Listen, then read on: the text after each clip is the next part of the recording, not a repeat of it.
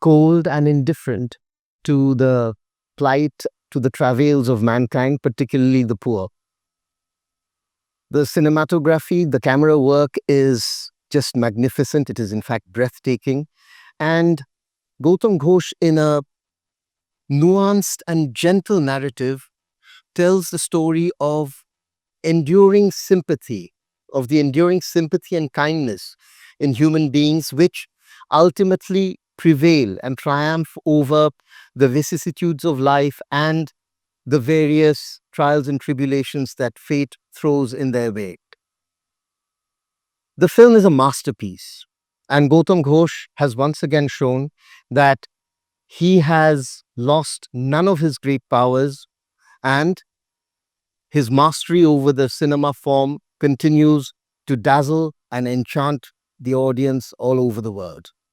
Today, we are in for a major treat because we have with us Goutam Ghose himself to discuss Raahgir. Welcome, sir. I'm humbled for your introduction. Not at all.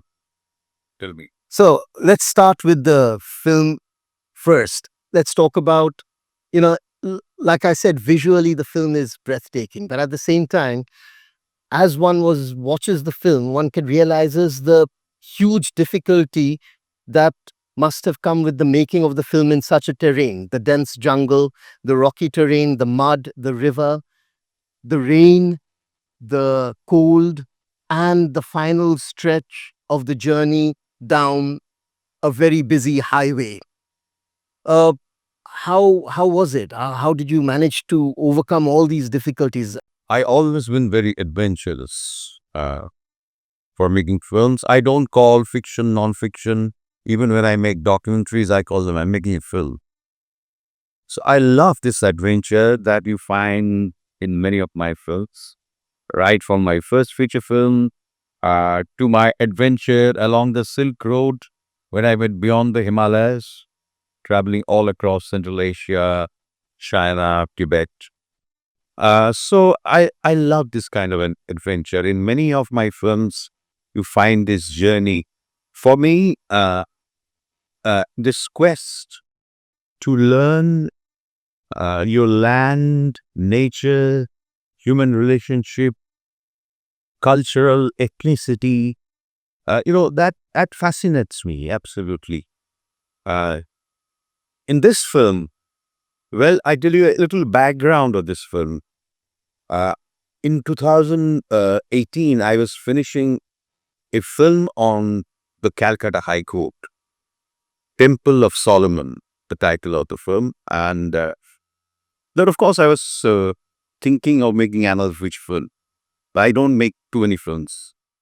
And I prefer, after fiction, going to so-called non-fiction. And I love that trip, and that enriches my understanding of the world and myself.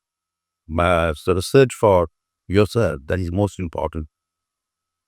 So I was thinking what to do.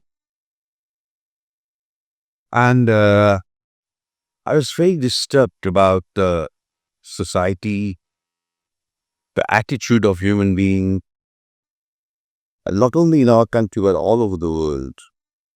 The world is becoming so intolerant and inhuman in many cases. I remember Minalda was arrived, Milan Hussain.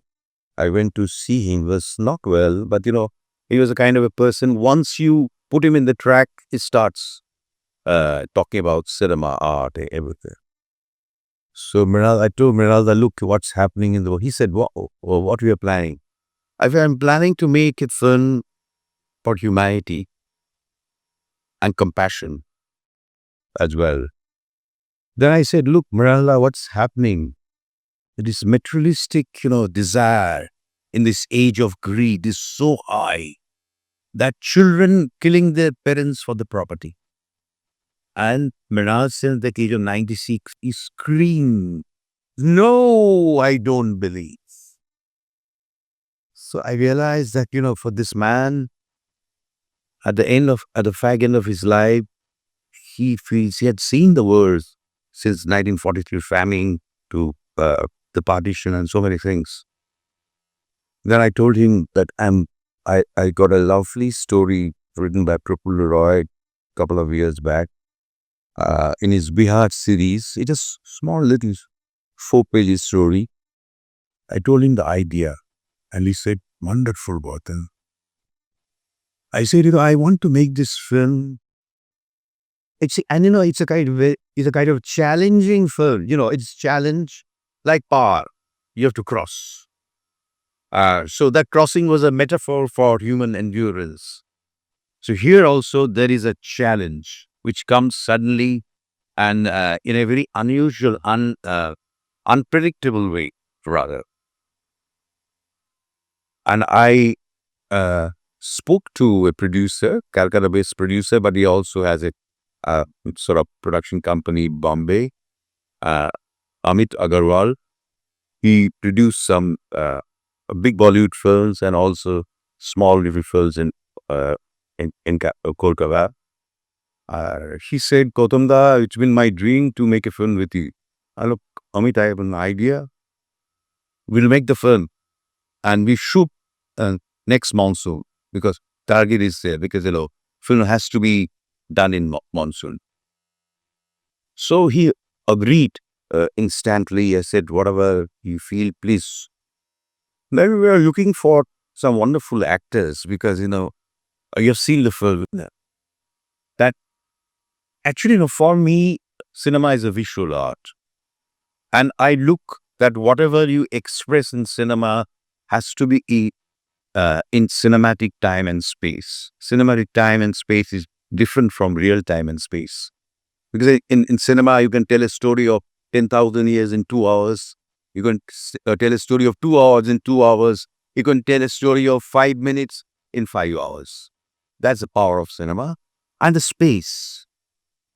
I was looking for who could be, those actors, basically so-called marginalized people. I don't like this word. The who is marginal? It's they are us. So then, I decided the film. I thought of Adil Hussain, Tilottama Shom, and Neeraj Kabi, and Manik Puri of Pibli Life. So they agreed. And I said, but, only constraint, we have to shoot during monsoon. It will not be a long shoot, but, you have to work very hard because we have to confront. Still, we don't know whether we'll be able to cross or to cross the entire terrain. Like in Par, what happened, I told my producer, he was my wife's uncle, that, look, uh, in the first schedule, we shoot the climax. In those days, there was no special effects, nothing. Nasir and Shabana had to go through the river with the heart of peaks. I told my producer, look, if we succeed to finish the climax, we'll do the film. Otherwise, we scrap it. Really agreeing. So sometimes, you need also a very enthusiastic producer with positive five. That also, Amit had. Oh, tremendous. Okay, go ahead, Fadhula. So that's why, I don't know, to sum up your question, I said many things that was necessary. Yeah. And we jumped for making this film, and it was very difficult indeed. But, we plan in cinema, if you can plan two things. You plan meticulously each and every shot, but when you shoot and when you edit and show to the public, which should look a spontaneous thing, not schematic. But for the preparation, it's very schematic. We had to do the recce. I actually each and every angle and its latitude, longitude, everything was calculated. And the space where from the character will appear.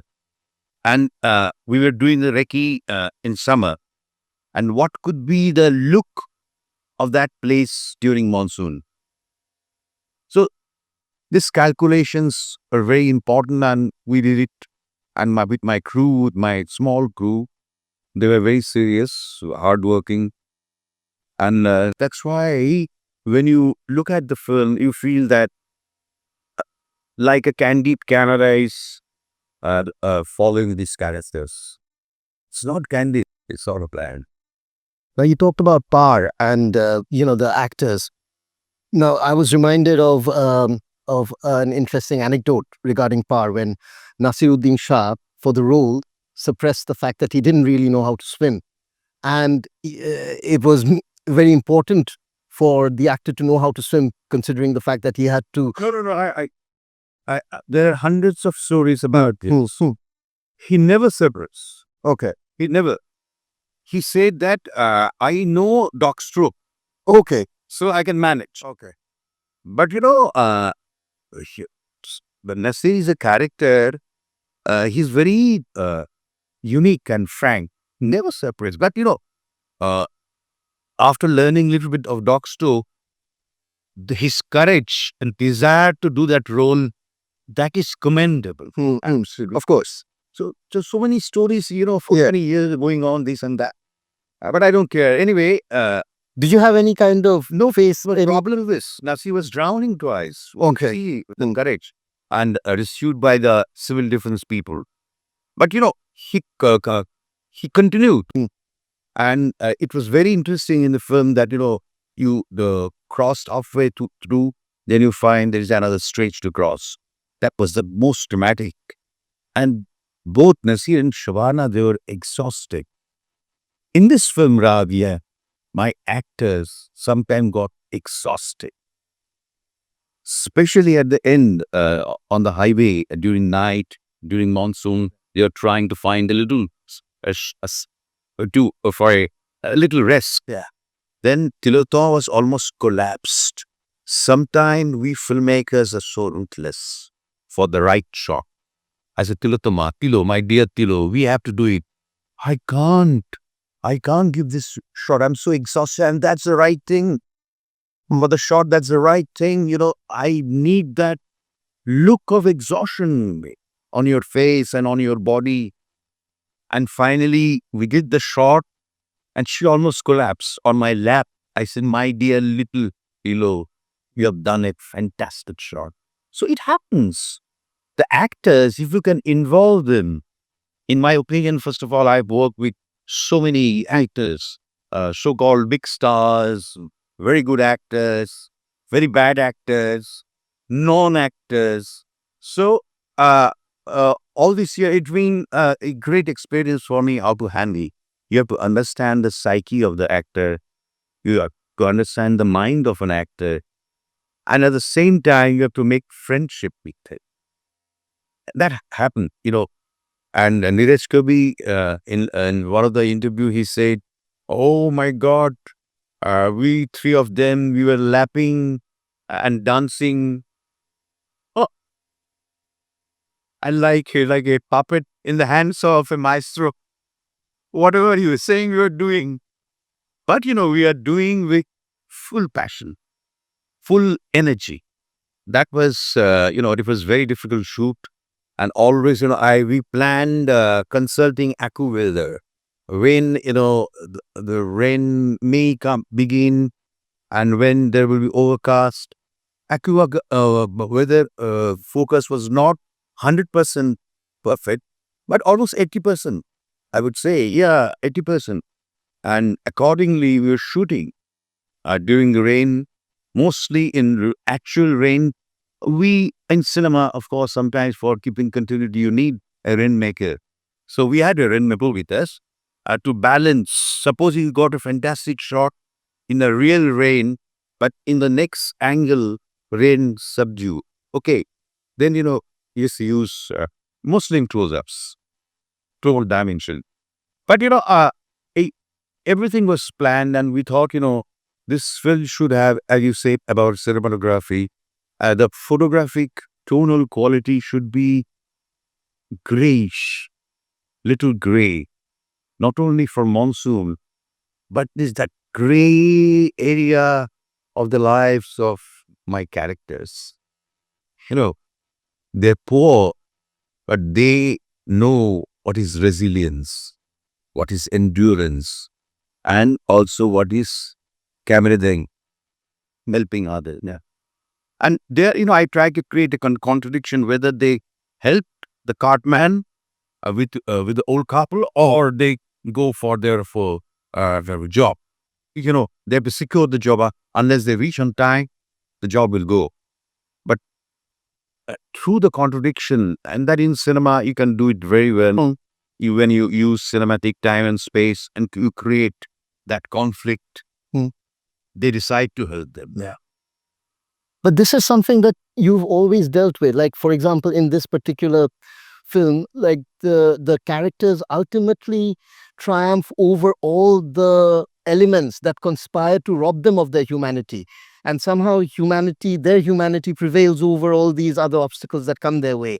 Similarly with them, when they're like, initially they don't want to help out the person, but not only do they help out the person with the cart, they also go and wait in the hospital to ensure that the sick couple inside the cart are all right. So, but this is something that this is something we see in most of your films, this triumph of humanity. Well, I think cinema is hope. With this media, you create a positive energy over the negative one. That always I believe that also in my personal life, that it's so difficult in today's world. There are so many negative vibes all around you, and every day you are facing and challenging those negative emotion with your positive emotion. So that's why in many of my films, it's there. That day they had shown Abar Orne. All my actors, many of them are normal. So Jaraji, Shuvendu, then Shomit Vanju, and many other few technicians. I was watching the film. It's a great memory. It was about the journey, but also uh, the Tabu's character is a fantastic character. Also, I think the character is a metaphor for humanity. So there is also, but she has a tragic tragedy, but finally they realize that our class, we live in an insular society. When we go out and encounter nature and common people, then we realize, my God, they are not, uh, uh, just for your fun. They have their deep-rooted culture, and they know what is sustainable development that we can learn from the tribals, from the indigenous people. So that was, in my inquiry throughout my career, whether it's a fiction or non-fiction. Well, I made a film on Ustad Bismillah Hasab. That was a great learning process for me and also for my unit members. What a person, a great man, great artist, but with such strong native wisdom. He represents our composite culture. So, for me, Bismillah again is a book. Now let's talk about, you talked about power. Now, throughout the film, I was finding echoes of power. Like, let's draw some parallels. There is the man and the woman and a journey that was born out of desperation in both the cases. A journey that is filled with a lot of problems, a journey of uncertainty. And then we come to a place where there is, in the place of the unborn baby in Shabana, who needs to be protected, we have two sick, very fragile, equally vulnerable elderly couple who are ill. So they need to be protected, and they're also on their way.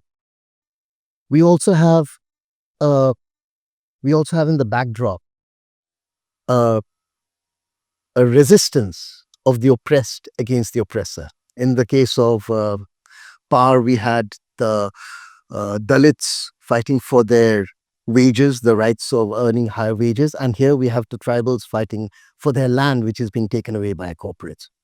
So in many ways, forgive me for saying this could be seen as a power of the millennium, in the sense that power of 2025, given that power was like in 1984, I think.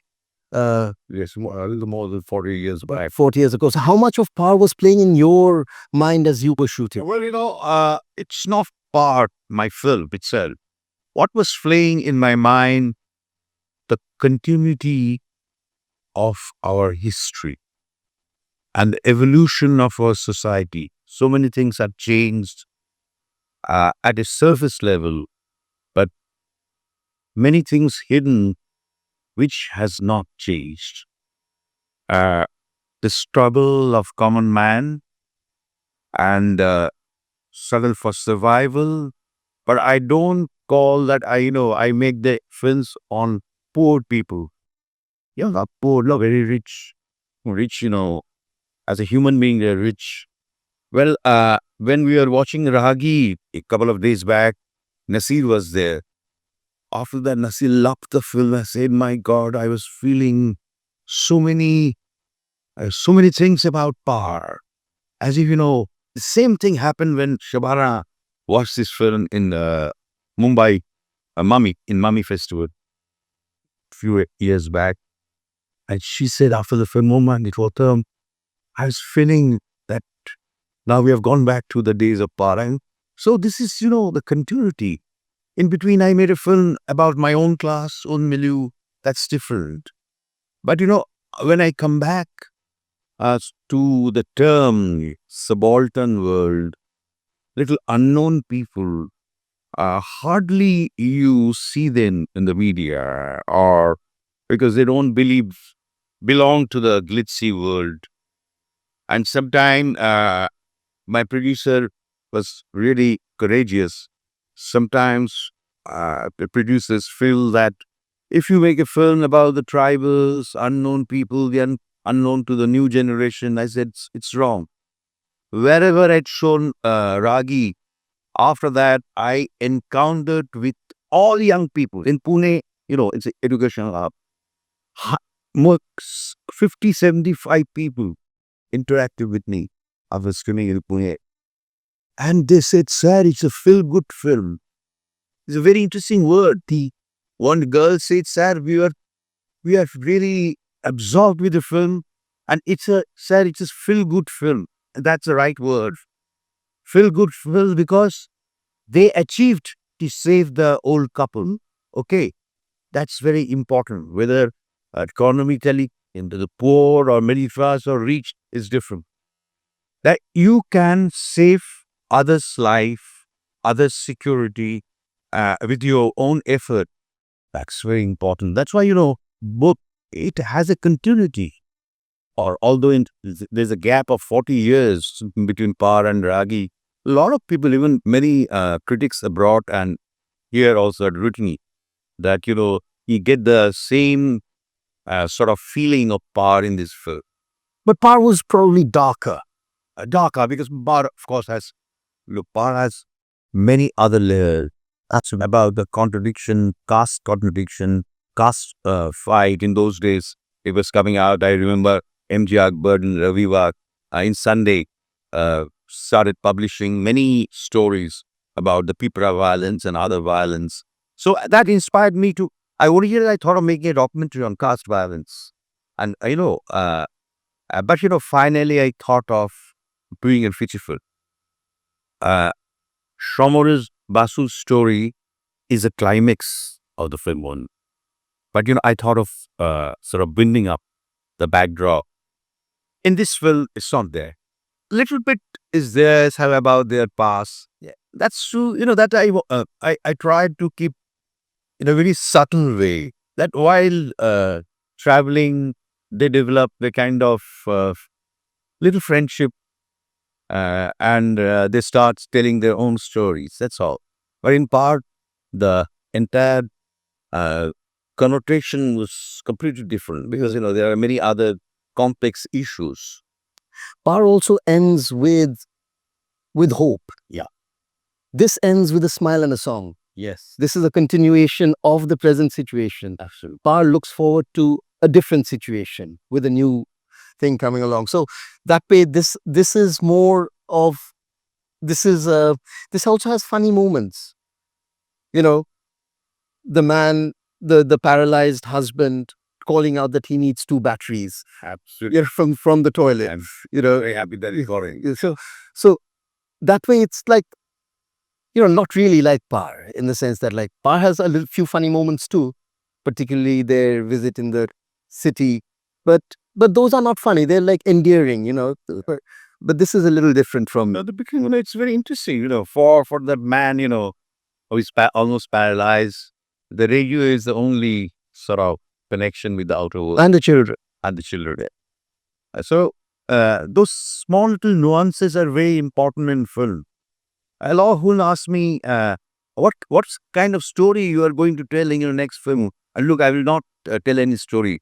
I'll tell a cinema for you. Yeah, that is because cinema story is totally different.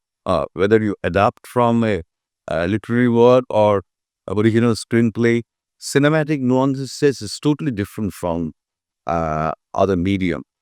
So those are the nuances, small little nuances that if a serious audience, I think uh, cinema. Unfortunately, sometimes people say, "Well, it's a big hit, it's a flop." No, also audience has a great responsibility. Like a reader, when you read a literary work, a poem, a novel, a short story, sometimes you go back and try to read again what is there between the lines. In cinema too, yes. Uh, I know there are many good audience. They look at the film more than once, yeah. Sometimes many times. And so many people told me, "Oh my God, during the first viewing, I didn't get that very interesting twist, your treatment." So that then a filmmaker gets really elated that you have a good audience. That's very important. So that's why I appreciate that the battery thing you have mentioned. It it originally हमारा battery या मत भूलना. Yeah, yeah. Then she feels usko battery bit is also exhausted. Yeah. What they're doing, I don't know. When she joins that in the mine, in the stores, don't worry. Yeah. So these are small, you think, slices from life, but in cinema you can bring it with a different, connotation, different, with a different dimension altogether. So now let's talk about your treatment of nature. Now, in literature, we've seen, particularly in with writers like Conrad, we've seen this concept of objective correlative, where nature kind of reflects the state of being of the protagonist or the state of mind, and plays a kind of a role, a chorus-like role. The gives a sense of foreboding the of what's going to transpire, what's going to happen. But here, nature is so beautiful, and yet it does not reflect the lives of the people or the minds of the people. It seems to be like this, so completely aloof from their state of being. It seems so indifferent. And though they live amidst so much beauty, there is very little joy from nature that we seem to get in the lives of these people. Their joy is interaction amongst themselves, with their children, with their husband. Their husband tells a little joke, the little riddles that he talks about. So nature is more like at least that's the way I saw it, like collecting woods and surviving in spite of all the beauty around it. How did you? Well, I think nature played a great role uh, for hundreds of years in art and literature. And in our lives also, I think we live in this small little blue planet. If we look at the universe and the planet, nature is so important. It has, uh, it, it is absolutely in your system when we are born. But many of my films, nature played a very important role, like Padma Nodi Bach, Boatman Padma. Right? The river Padma is the hero or heroine of the film. So, with the change of nature, the lives of people change. Change of monsoon, they react differently. Here, nature is there all around. They're living in the nature. And actually, I've noticed that travel all over the country, in many places where indigenous people live. Of course, now they don't live in a indigenous economy. They are connected with the mainstream. I've noticed that they are so close to nature without showing it because it's part of their life. When they take firewood from the forest, they know exactly which branches are okay. If I cut, nothing will happen with their uh, main tree. But for the forest mafias, they don't care. They plunder.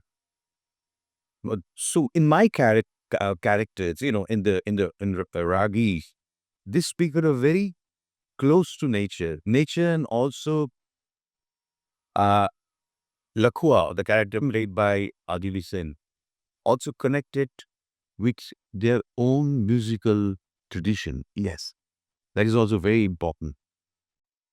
For not only it's a question, she said nothing is there. I had to go out for a work.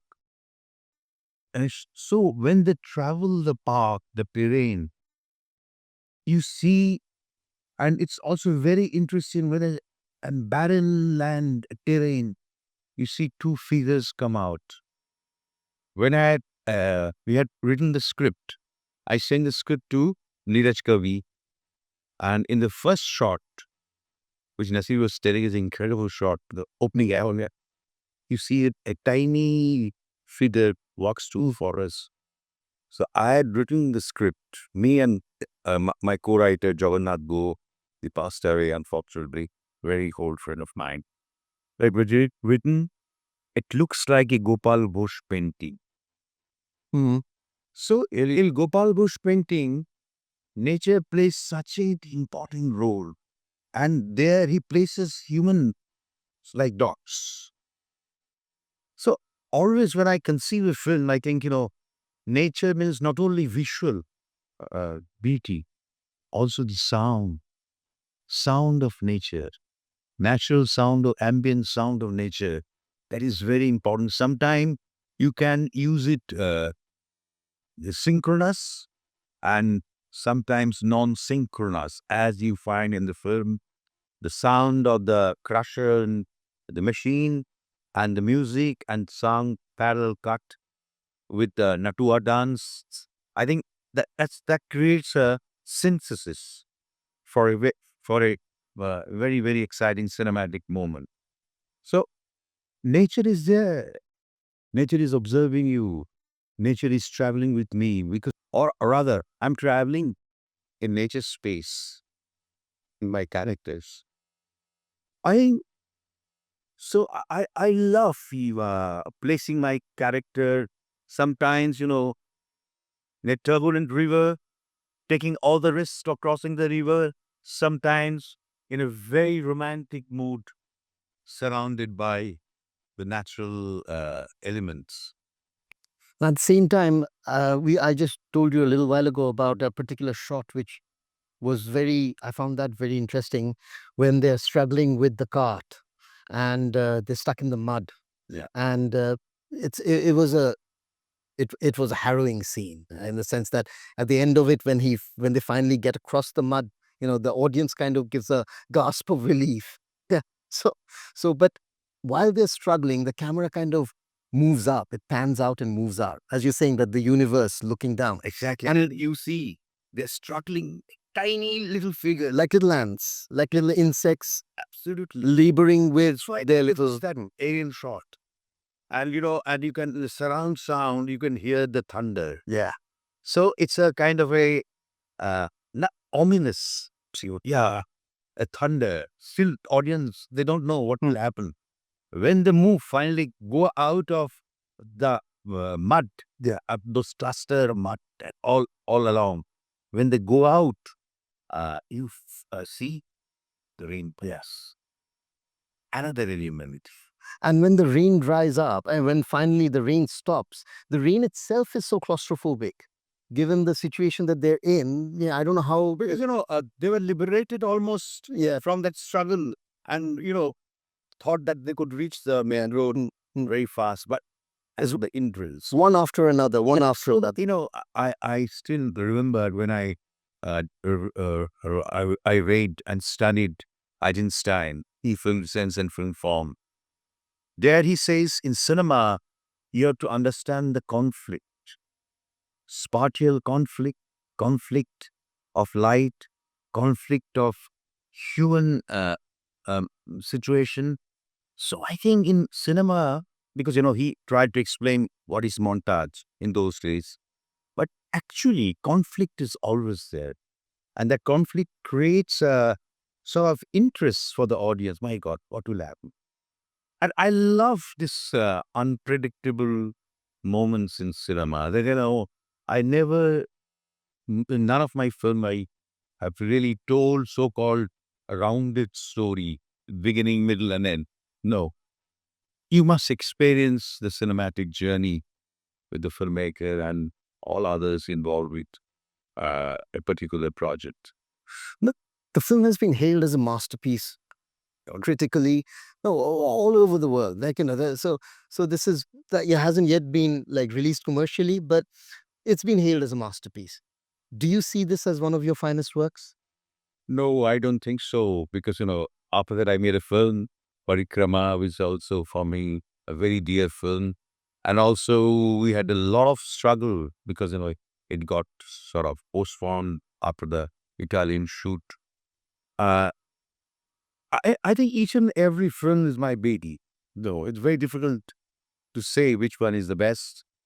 But as Kurosawa told Mr. Ray and Antonioni and Elia Kazan, they were interviewed by Amita Malik long back in Delhi Film Festival.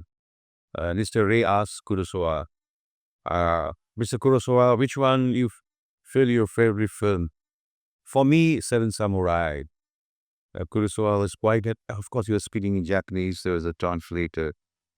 He kept remain for some time and said, perhaps my next wife.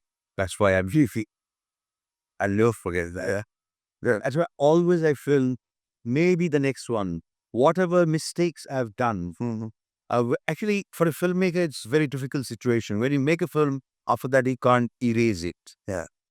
If you're a poet, you can throw it out, throw it away and write it again. But it's cinema, you can't. Only thing, while watching your own film, you try to understand your mistakes. Of course, there are many departments, but finally, the mistake is it lies on the director because you're the captain of the team. If any orchestra, you find it wrong notes or discordant notes, people will say to the conductor, why you didn't, well, you were not so careful.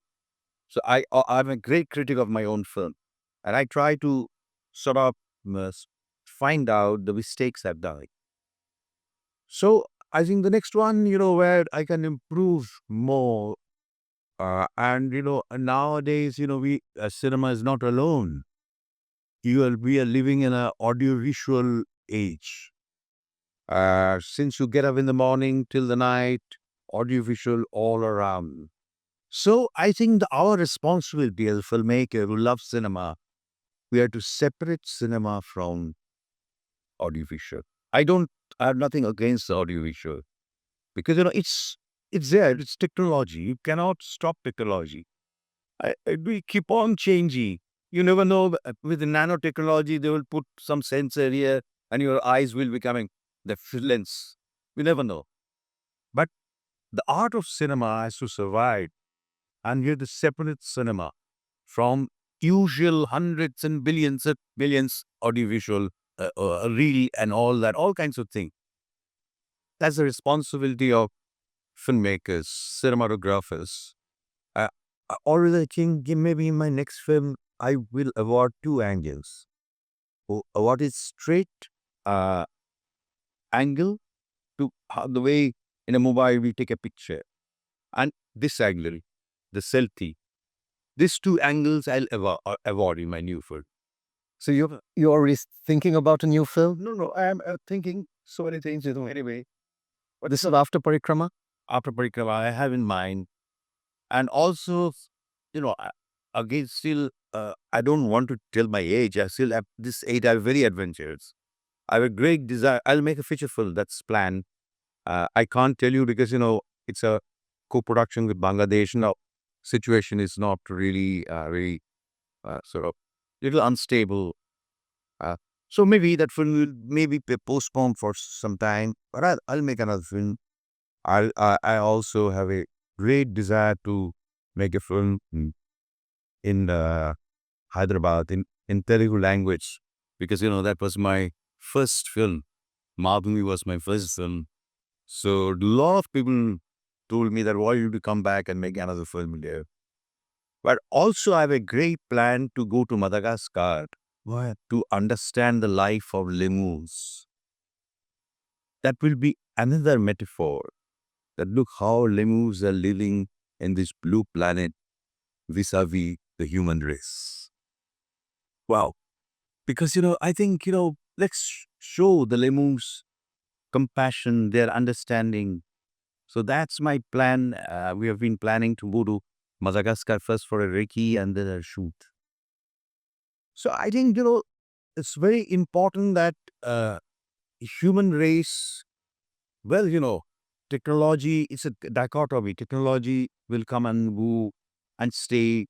Some in my own career, I've seen a huge change in technology, black and white to color, then analog to digital, some various kinds of analog system, various kinds of digital system. But in cinema, you have to update yourself, otherwise you are out. You are totally out. And only my desire, uh, I use, I love seeing the world through my camera. And I find this world is becoming very, very inhuman. So, even in my next film, in Parikrama, you will see, I don't want to be the detail of Parikrama. It's about, again, a very interesting journey about the little boy, Indian boy, and the little mm, Italian boy abroad. He doesn't come to India, but his father is a filmmaker, making film on environment. He meets a hawker boy, and uh, the hawker boy tells his story. So, there also I try to show hope and the tremendous resilience of the little 12 years little boy that I think, they're the heroes. I think those little boys are little big man in a way. Uh, so